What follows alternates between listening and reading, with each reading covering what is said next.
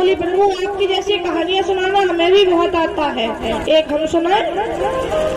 भगवान बोले सुनाओ। एक स्त्री थी, उसका विवाह हुआ, परंतु वो स्त्री जो थी वो बिल्कुल ही अनपढ़ थी। ये भी नहीं पता था कि एक दिन में कितने प्रहर होते हैं, एक दिन में कितने घंटे होते हैं, 7 दिन में कितने दिन होते हैं, ये भी नहीं पता था। तो अब एक बार किसी काम से उसका पति हार गया, किसी काम से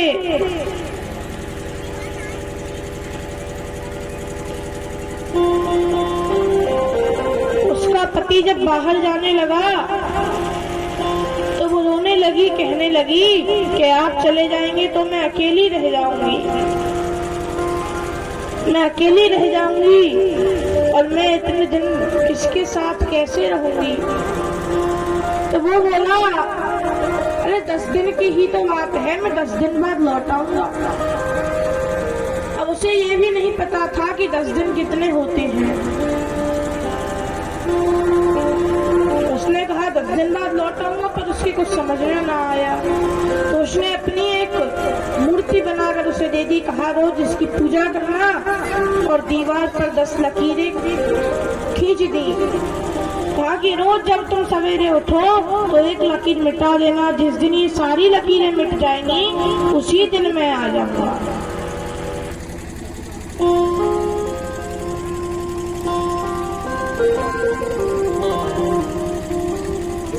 तो वो चला गया और धीरे धीरे वो सारी लकीरों मिट गई और वो उसकी मूर्ति की पूजा करने लगी, पूजा करने लगी। इतने में आ गया उसका पति, दरवाजे को खड़खड़ाने लगा, परंतु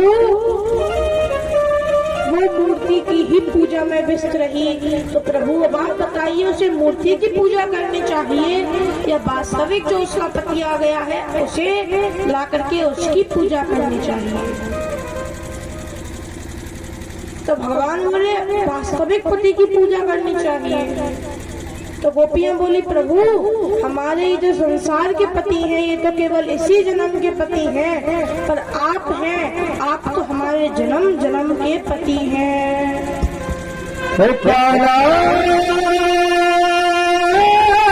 तेरी बांसुरी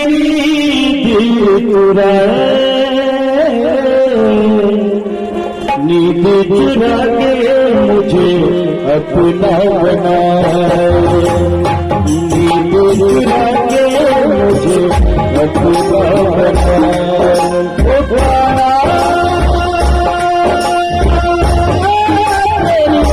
बांसुरी नींद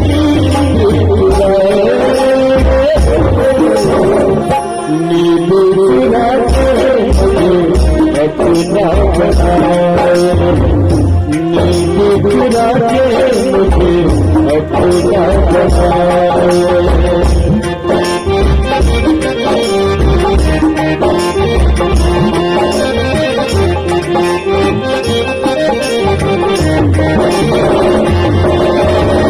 जब दुनिया से चोरी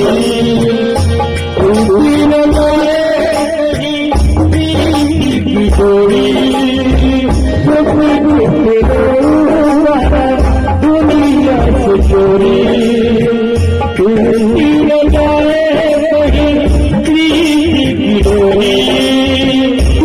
मेरा तेरी याद सताए, मेरा तेरी नींद चुराए।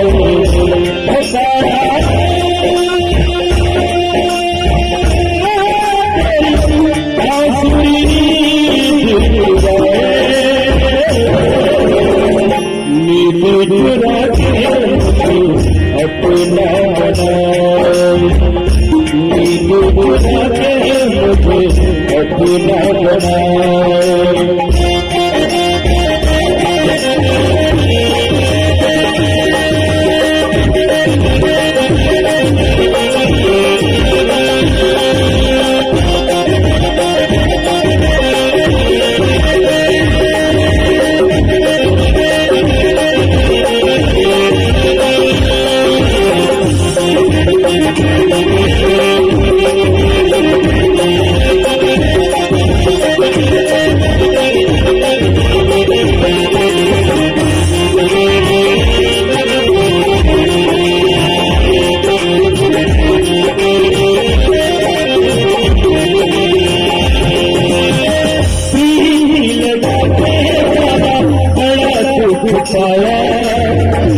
पल भी मोए चैन न आया, प्रीति लगा के बड़ा दुख आया। एक पल भी मोए चैन न आया, जिया बढ़ाए एक पल भी न आया, जिया बढ़ाए एक पल भी न आया।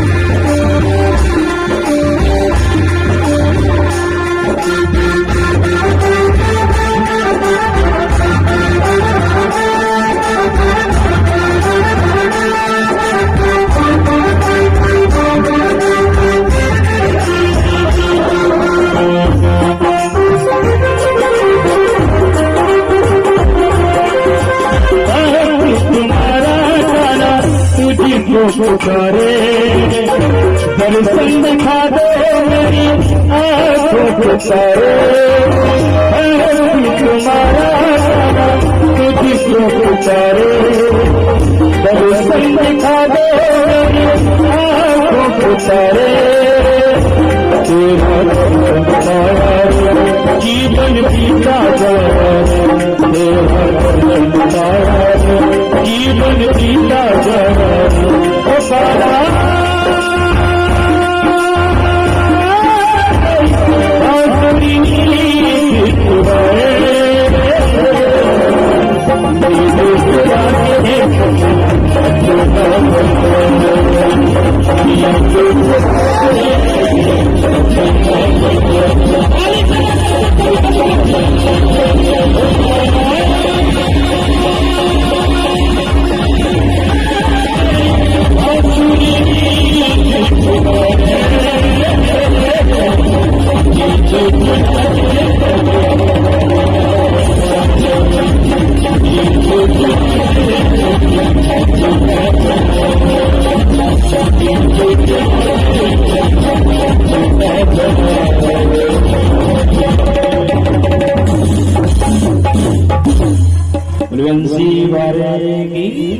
ये कार्यवाही नहीं, आगे वाले बोलते हैं कि पीछे वाले तो कसम खा के आते हैं, हमने बोले। अच्छा कौन कौन कसम खा के आए जरा हाथ ऊपर करो। अच्छा कोई नहीं कोई खा के आए, एक बार जोर से लेकर लगा दो।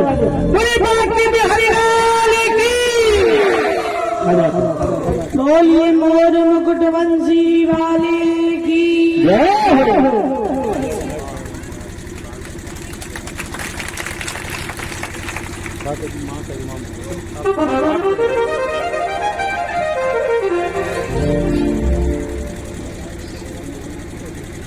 तो मैया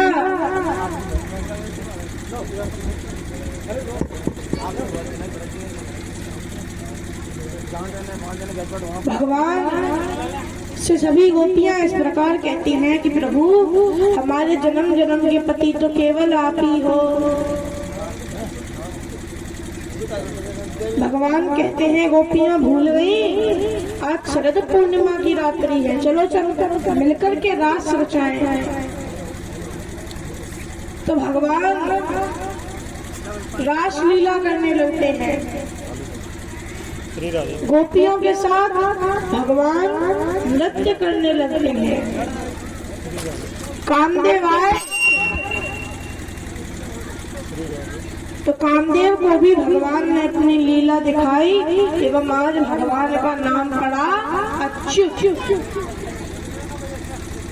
और मैया जब भगवान जितनी गोपियां होती हैं उतने स्वरूप प्रकट कर लेते हैं एक एक करके। जब सबके साथ नृत्य करते हैं तो गोपी को लगता है कि देखो ये सबको छोड़कर मेरे साथ नृत्य करने आए हैं। मैं संसार में सबसे बड़ी गोपी हूँ। उस गोपी को अहंकार हो जाता है और सब गोपियां यही सोचने लगती हैं। तो गोपियों के मन में अहंकार हुआ जानकर भगवान एक गोपी को साथ लेकर के अंतर्ध्यान हो जाते हैं। सुखदेव जी ने ये नहीं बताया कि कौन सी गोपी को साथ लेकर गए, बस ये कहा कि एक गोपी को साथ लेकर गए। पर बहुत संत कहते हैं कि भगवान राधा रानी को साथ लेकर के गए। तो राधा रानी को भगवान साथ लेकर के गए। देखिए, हम सबके समक्ष कल बाल व्यास जी का स्वागत करने के लिए अवधेश नायक जी आए थे। दतिया के लोकप्रिय नेता हैं और उसी क्रम में आज आपके समक्ष श्रीमान ब्रजमोहन शर्मा जी अभी अभी बाल व्यास जी का स्वागत करके गए हैं। एक बार जोरदार तालियां। और आपका ये कार्यक्रम जो है बाल व्यास जी का भक्ति दर्शन वृंदावन यूट्यूब पे लाइव चल रहा है। आज और कल की कथा शेष है। कल के बाद ये कथा बब्बा महाराज के आशीर्वाद से संपन्न होगी और इस स्थल के लिए, इस गांव के लिए इतिहास बन जाएगा। और हम चाहेंगे आप सभी बाल व्यास जी को अपना आशीर्वाद अवश्य प्रदान करें। श्री राम।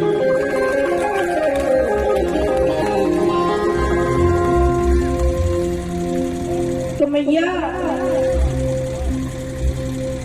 भगवान अंतर्ध्यान हो जाते हैं तो सब गोपियां भगवान को ढूंढने लगती हैं। गोपियां भगवान को इधर उधर ढूंढ रही हैं, कभी झाड़ियों में, कभी पेड़ों के ऊपर, कभी इधर कभी उधर, परंतु भगवान कहाँ मिलने वाले। भगवान को सब गोपियां ढूंढ रही हैं। ढूंढते ढूंढते भगवान की ही लीलाएं कर लेती हैं। शायद हम कुछ त्रुटि करें तो ठाकुर जी आके हमें समझाएं और कभी पकड़े जाएं। तो एक गोपी अपना पल्लू आगे कर लेती है, कहती है ब्रजवासियों घबराओ मत, मैंने गोवर्धन उठा लिया है, आ जाओ सब नीचे लग जाओ। एक गोपी पूतना बन गई और एक गोपी कृष्ण बन गई। पूतना बनी गोपी नीचे गिरी हुई है और कृष्ण बनी गोपी उसके पेट पर चढ़ गई। तो भगवान की जैसी लीलाएं गोपियां करने लगी, पर भगवान फिर भी नहीं आए। तो गोपियां भगवान के प्रेम में पागल होकर वृक्षों से पूछ रही हैं, ए पीपल, ए नीम, तू ही बता दे,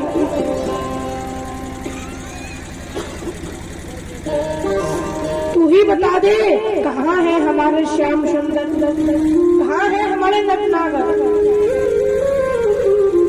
एक गोपी बोली कि सखी, ये भी हमारे कृष्ण की तरह पुरुष है, ये एक स्त्री की व्यथा को क्या समझे, किसी स्त्री से ही पूछना पड़ेगा। तो तुलसी से जाकर के पूछती है, अरे बहना तुलसी तू बता दे, हमारे प्रभु श्री कृष्ण कहाँ हैं। आसपास मोर घूम रहे थे तो मोरों से पूछने लगी, तुम ही बता दो हमारे प्रभु श्री कृष्ण कहाँ हैं। तुम्हें तो पता होगा क्योंकि तुम्हारा पंख तो सदा उनके सर पर विराजमान है। भूमि से पूछती है, हे भूदेवी आप बता दो, क्योंकि होंगे तो कहीं ना कहीं भूमि के ऊपर ही तो होंगे।